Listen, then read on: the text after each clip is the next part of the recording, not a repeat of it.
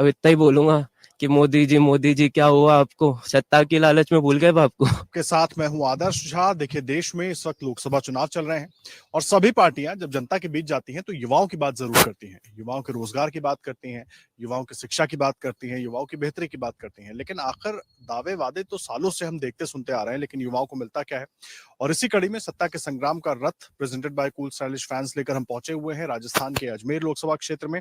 और इस वक्त हम यहाँ पर मौजूद हैं, तमाम छात्र हमारे साथ मौजूद हैं। उनसे जानेंगे कि जो दावे वादे छात्रों को लेकर कोई भी पार्टी, कोई भी राजनीतिक दल करती रही है, होते रहे हैं, उसका उनको क्या कोई फायदा मिल रहा है? क्या उनको लग रहा है कि पढ़ाई लिखाई के बाद रोजगार के उस तरह के साधन उपलब्ध हो पाएंगे? या अगर सरकारी नौकरियां नहीं तो क्या प्राइवेट क्षेत्र में इस तरह के मौके उपलब्ध हैं कि वो अपना भविष्य उज्जवल बना पाए? ये सब कुछ समझने की कोशिश करेंगे। तमाम छात्र मौजूद है हमारे साथ। आप सबका अमर उजाला में बहुत स्वागत है। सबसे पहले आपसे शुरुआत करते हैं, क्या शुभ नाम है आपका? मेरा नाम बुखरा सोनी है और मैं बीए फाइनल ईयर का छात्र हूँ। जैसा कि हम मैं बताना चाहूँगा कि आजकल सर पेपर लीक के मुद्दे बहुत उठ रहे हैं। ये तो हमने सुना है कि सरकारी पेपर लीक होते, पर अभी हाल ही में एनसीसी के पेपर भी लीक होने लग गए। तो अब हम सरकार से ये उम्मीद चाहेंगे कि सरकार एक तरफ तो कहती है हम आपको नौकरी देंगे, पर जैसे हम एग्जाम देते हैं, एग्जाम देके जैसे बाहर निकलते हैं तो बाद में पता चलता है कि पेपर लीक हो गया। तो अब आप वो सोचो उस युवा पे क्या बीती होगी, उसके माँ बाप ने उसको किस तरह पढ़ाया, गरीबी से किसी से लोन लिया, क्या करा, तो फिर वो युवा क्या करेगा? उसके बाद उसके पास ये ऑप्शन बचता है कि वो सुसाइड कर ले, तो इससे तो युवा सुसाइड कर लेता है। पर आजकल मतलब पेपर लीक के ऐसे कई मामले मतलब पेपर लीक होने के मुद्दे उठ ही रहे हैं। और आप जानते हो कि सरकार कहती है कि हम आपको अच्छा भविष्य देंगे थे, पर वो किस तरह भविष्य देगी? मुझे ये बताइए, हम सरकार को क्यों चूज करेगी जब वो हमारे लिए कुछ अच्छा कार्य कर ही नहीं रही? तो हमारा कोई ऑप्शन ही नहीं बता सरकार चूज करना। एक तरफ वो कहती है सरकार चूज कर लेते हैं, फिर वो सरकार में आने के बाद ये भूल जाते हैं कि जिन्होंने उन्होंने जिस युवाओं से वादा किया उन वादों को पूरा तो करे, और वो कुछ करती ही नहीं है। दोनों सरकार बस युवाओं के साथ गेम खेलती रहती है और पेपर लीक करती रहती है, फिर युवाओं पे क्या बीतेगी सरकार? मैं आपसे अच्छा, ये पूछना चाहूंगा। प्रधानमंत्री नरेंद्र मोदी को आपने सुना होगा, जब भाषण देते हैं कई बार तो वो युवाओं का बड़ा जिक्र करते हैं। वो चाहे स्टार्टअप की उन्होंने बात की हो, मेक इन इंडिया की बात की हो, तो लगता है कि वो इकोसिस्टम डेवलप हो रहा है जिससे आप लोगों को भविष्य के लिए कुछ फायदा मिल पाए। नहीं सर, वो सुना है, वो कुछ हो रहा है, पर सारे युवाओं के पास तो नहीं हो रहा ना सर। सारे युवा तो कुछ कर नहीं रहे ना। जब उनके पास कोई ऑप्शन नहीं बचता, फिर वो गलत राह पे चल जाते हैं, गलत कदम उठाते हैं। फिर उनके बारे में आप क्या कहना चाहेंगे? मैं आपसे पूछ रहा हूँ सर। जाहिर सी बात है, सबको मौके बराबर मिलने चाहिए ना, कोशिश सबके लिए होनी जी सर, चाहिए। बराबर मौके मिलने चाहिए। जैसे अपन देखते हैं कि मैं बात लेना चाहूंगा यूपीएससी एग्जाम की। जैसे एक बच्चा गरीब श्रेणी से आता है और एक बच्चा अमीर श्रेणी से आता है, उसके पेरेंट्स अमीर है, पैसों की अमीर नहीं है।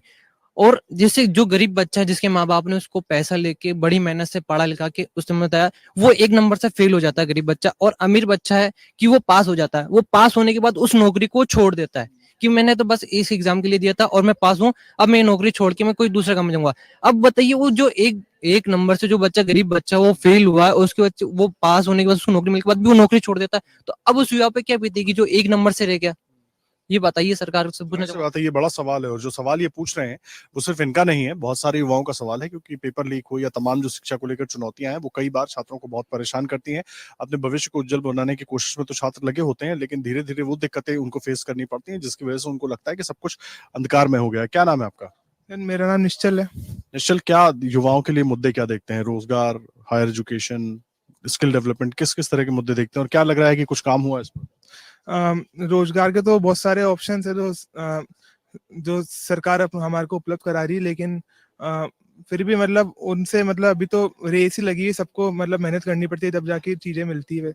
और अभी हमारे कॉलेज में मतलब फर्स्ट सेमेस्टर जब हमने दिया था तो हमारे मतलब पढ़ाई नहीं हुई थी, टीचर ही नहीं आ रहे थे क्लास में।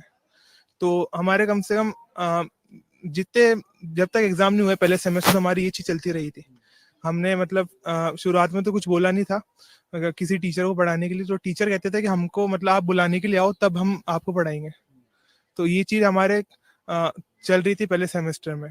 तो और जनरल वालों के लिए तो अभी मतलब कोई स्कॉलरशिप भी नहीं है। तो मैं ये कहना चाहूंगा कि जनरल वालों के लिए भी कुछ मतलब फैसिलिटीज उपलब्ध कराई जाए, कोई स्कॉलरशिप इसके लिए भी फैसिलिटीज उपलब्ध होनी चाहिए, ये निश्चल का सब की बात है। और तमाम अलग अलग वर्गों से युवा आते हैं, पढ़ाई करते हैं, नौकरी के लिए तमाम कोशिशें करते हैं, उनकी दिक्कतें बहुत बढ़ जाती हैं। क्या नाम है आपका? मेरा नाम अनुभव जैन है, मैं बीए सेकंड ईयर का छात्र हूँ। अनुभव, सेकंड ईयर में हैं आप। स्किल डेवलपमेंट को लेकर खूब बात हो रही है, चाहे वो राज्य की सरकार हो, केंद्र की सरकार हो, सारे नेता अलग अलग पार्टियों के खूब बात करते हैं कि भाई सरकारी नौकरियां तो कम है, तो हम स्किल डेवलपमेंट पर फोकस करें। तो ऐसा कुछ है ऑप्शन यहाँ पर दिख रहा है? ऐसी कुछ मदद, कुछ जानकारी आप लोगों तक पहुंचती है? ऐसा तो कुछ अभी इतना दिख नहीं रहा, मतलब जितना होना चाहिए उस हिसाब से नहीं हो रहा। जिस इकोसिस्टम की बात की जा रही है उस हिसाब से नहीं किया जा रहा। बस ये सरकार आई 2 करोड़ नौकरियों पे थी, अब राम मंदिर मस्जिद चल रहा है। और यही था। अब एज अ मतलब युवा के तौर पे जब हम देखते हैं थोड़ा राजनीति में इंटरेस्टेड भी हैं, तो देखते हैं तो लोकतंत्र को भी थोड़ा ऐसा लगता है कि खतरे में आ गया है, कि कभी कोई जेल में पहुंच जाता है, कोई भी जब भी कुछ इनके खिलाफ बोलता है। तो आए तो इतना ही बोलूंगा कि एक तरफ हम अटल स्कूल ऑफ थॉट वाले पॉलिटिक्स वाले लोग हैं, तो वो बोला करते थे सरकारें आएंगी जाएंगी, पार्टियां बनेंगी बिगड़ेंगी, ये देश रहना चाहिए, इस देश का लोकतंत्र अमर रहना चाहिए। अब आज जब ये मतलब जो पार्टी के संस्थापक थे उन्हें पिता की तरह देखा करते थे मोदी जी। अब इतना ही बोलूंगा कि मोदी जी क्या हुआ आपको, सत्ता की लालच में भूल गए बाप को। देखिए, बड़ा सवाल उठा रहे हैं, सबकी अपनी अपनी राय है। अगर आप ये वीडियो YouTube पर देख रहे हैं तो हमारे चैनल को सब्सक्राइब करें और बेल आइकन को दबाना ना भूलें। अगर आप Facebook पर ये वीडियो देख रहे हैं तो हमारे पेज को लाइक करें।